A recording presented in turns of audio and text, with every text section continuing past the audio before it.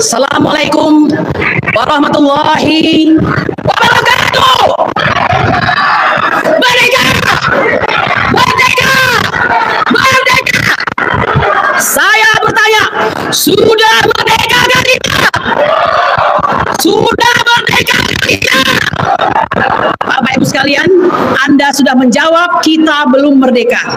Ya, berkata seperti ini, bersikap seperti ini membuat saya rindu pada hari-hari di mana saya bersama emak-emak dan seluruh bangsa Indonesia berada di atas mobil komando mendengungkan keluh kesah rakyat, ya, yang selalu kami dengungkan selama 5 tahun terakhir atau 10 terakhir pemerintahan Joko Widodo. Betul? Mana suara mama? Mana suara mama? Ya, situ ada KNPRI, ada ARM, ada emak-emak dan siapapun walaupun tanpa nama, ya. Saya ingin mengatakan dan memberikan sebuah pemberitahuan kepada Anda semua bahwa pada hari ini Anda berkumpul, Anda berbicara, ya, dengan mengeluarkan pendapat itu sudah sangat berbahaya. Betul? Mana contohnya? Mana contohnya bahwa berbicara, berkumpul, mengeluarkan pendapat itu berbahaya? Mana contohnya? Saya contohnya, ya. Saya ingin mengatakan ada 12 orang pada hari ini telah ditempatkan sebagai terlapor, ya, diantaranya Dr. Roy Suryo, Dr. Rismond Hasyolan Sianipar, Dr. Tifauzia Tiasuma, saya sendiri Kurnia Tri Royani, kemudian siapa lagi? Ada banyak di sini, ya, Damai Hari Lubis, kemudian Ustaz Effendi, saya sebutkan saja semua, Bang Egy Sujana, Profesor Egy Sujana, kemudian Haji Muhammad Rizal Fadila, kemudian siapa lagi ini? Abraham Samad, Michael Benyamin Sinaga, Nuridian, Nos Susilo, dan Alido alias Ali Husen. Ya, lihatlah negara ini. Bapak Ibu sekalian, padahal jelas-jelas KUHP pasal 1 ayat 1 mengatakan tidak ada satu perbuatan pun bisa dipidana melainkan berdasarkan kekuatan undang-undang yang sudah berlaku. Pada hari ini kami ingin bertanya kepada Anda, apa yang Anda pilih? Anda ingin memelihara hukum dalam slogan atau keberanian hukum untuk menegakkan keberanian? Pilih mana? Menegakkan hukum dalam keberanian, yaitu ius constitutum, yaitu hukum yang sedang berlaku. Bapak Ibu sekalian, ini bukan tanpa alasan. Hampir 10 tahun ini bangsa ini sudah terlena. Walaupun saya tidak memilih, saya ingin mengatakan siapakah orang yang telah memimpin Indonesia selama 10 tahun ini. Mari kita ambil salah satu referensi, ya, kakanda kami E.F. Saifullah Fatah, ya, yang merupakan mungkin pengelola dalam acara Keep Talking, mengatakan ada sekian banyak wajah daripada seorang Joko Widodo. Satu di antaranya, dia tidak pernah berhenti menjadi wali kota. Jadi sebenarnya dia tidak pernah presiden tapi hanya wali kota, ya. Kemudian yang kedua, dia tidak pernah berhenti berkampanye untuk dirinya sendiri dan keluarganya, ya. Dia the master of personalization, ya. Kemudian dia seorang pendebat, ya, yang pandai mendebat dirinya sendiri. Kemudian apa lagi? Dia adalah seorang pengadu domba yang heroik. Ini adalah beberapa daripada sifat daripada orang yang pernah memimpin bangsa ini. Setelah berkuasa pun dia masih tetap cawe-cawe. Sebenarnya tentu saja adalah kewajiban kita menghormati para pemimpin-pemimpin bangsa ini, ya. Kita pernah merasakan dipimpin oleh seorang yang sangat ulung dalam berorasi, yaitu Insinyur Soekarno, ya. Kemudian kita pernah dipimpin oleh seorang bapak pembangunan, walaupun tentu bukan tanpa cacat dan celah, Haji Muhammad Soeharto. Kita pernah dipimpin seorang teknokrat, yaitu Muhammad Habibie, ya.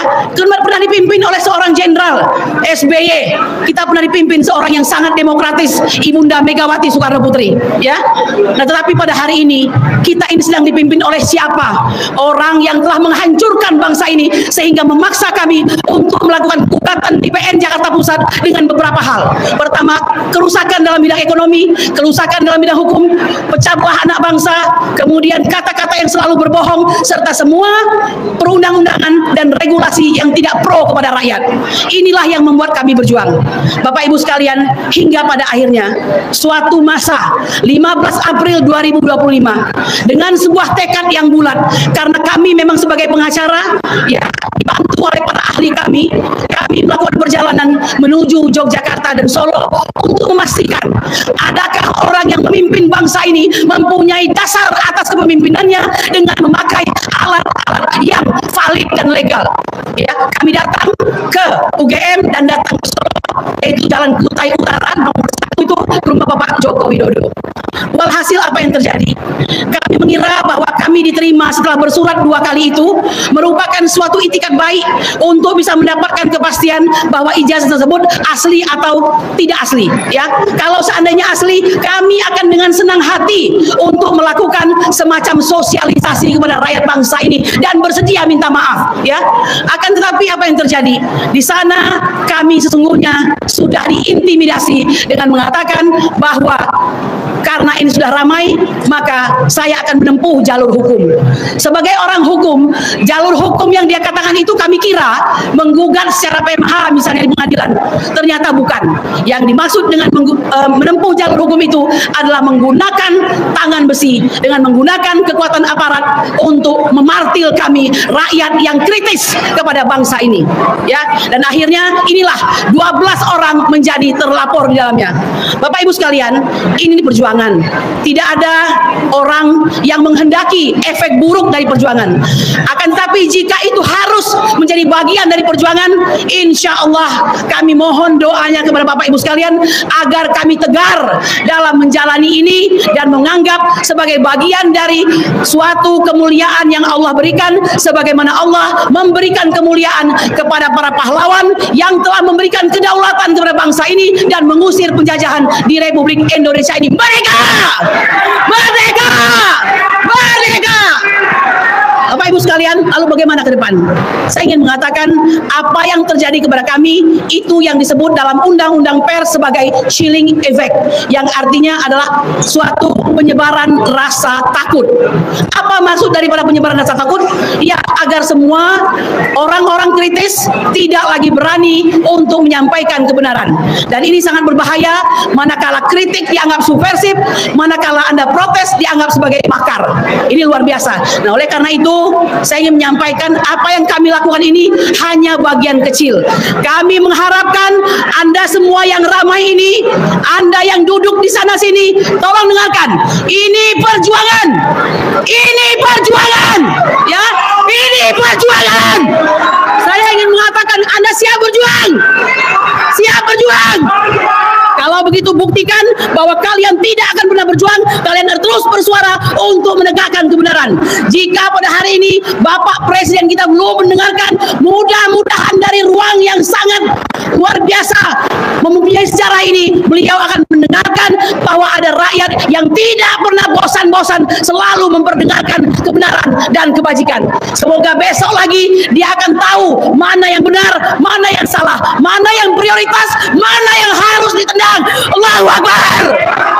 Allahu Akbar. Allahu Akbar. Di akhir daripada kata sambutan ini, saya mengatakan ada tamu satu orang, ya, Bang Eros Jarot, yang hari ini berumur 75 tahun.